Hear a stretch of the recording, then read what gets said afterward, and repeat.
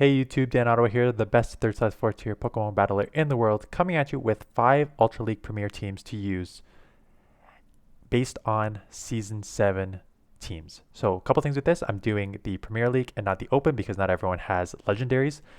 I am trying to limit the XLs on the team because not everyone has XLs, and if you have a bunch of XLs, I personally don't think it takes a lot of strategy to put an all XL team together. Just throw 3 level 50 Pokemon together and you're pretty much fine. So here are 5 teams that you can use in the Ultra Premier League that limit XLs. Some of these teams have XLs just because that's the way it is, based on Season 7 teams that did well, but that will not take into consideration the new meta. I did look at PV Poke Rankings before to see what the Dragon Tail and the Dragon Tail buff and the Poison buff did, and Nidoqueen and Doggage are up there now, so that may change the meta, so just keep that in mind.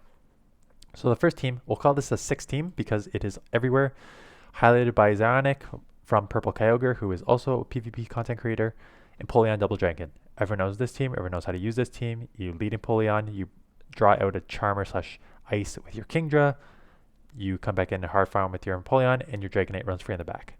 Everyone knows it, it's an easy team to use.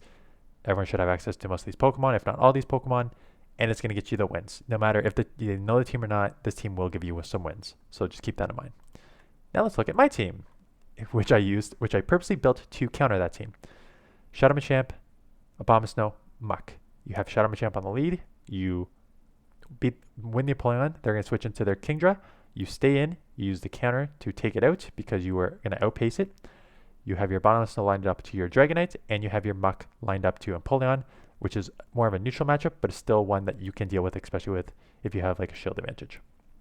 So that's the team, and it did really well for me. It won all the Empoleon Double Dragonites I saw, and it's not like a fighter double Charmer team, which gets beat real easy. Abomasnow and Muck. Muck is the best safe swap, in my opinion, in this league to use.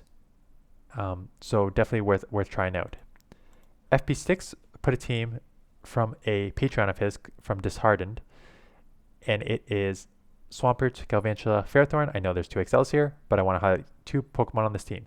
Ferrothorn is, I think, an interesting one because it deals with a lot of the meta, deals with all your waters. It can deal with Charmers. It can hold in with the Dragon users.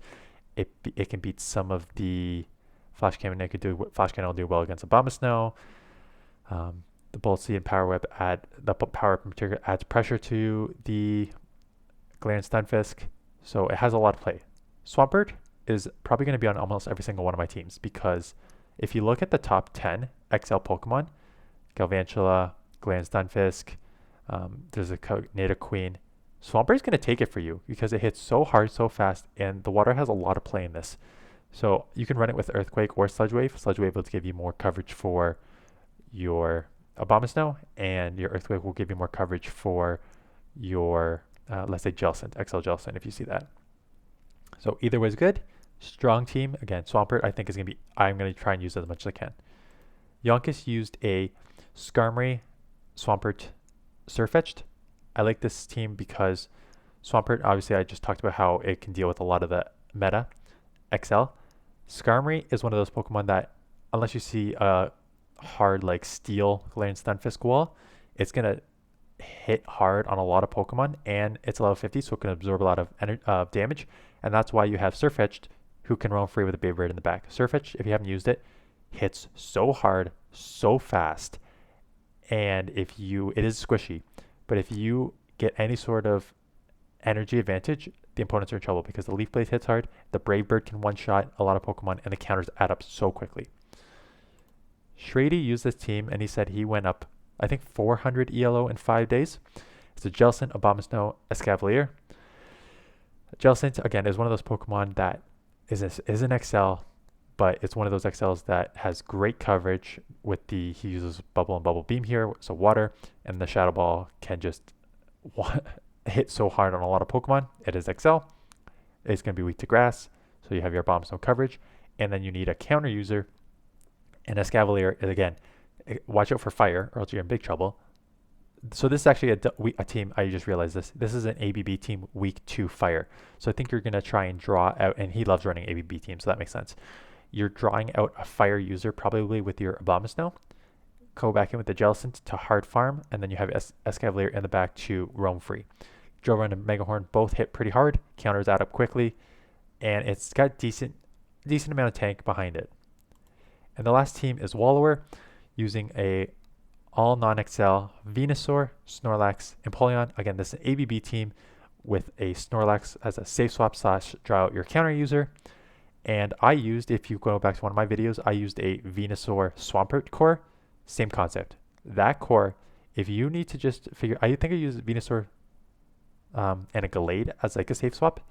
But if you need a core in the Ultra Premier League, Venusaur, Empoleon, or Venusaur Swampert is the way to go, because you just will have so much coverage.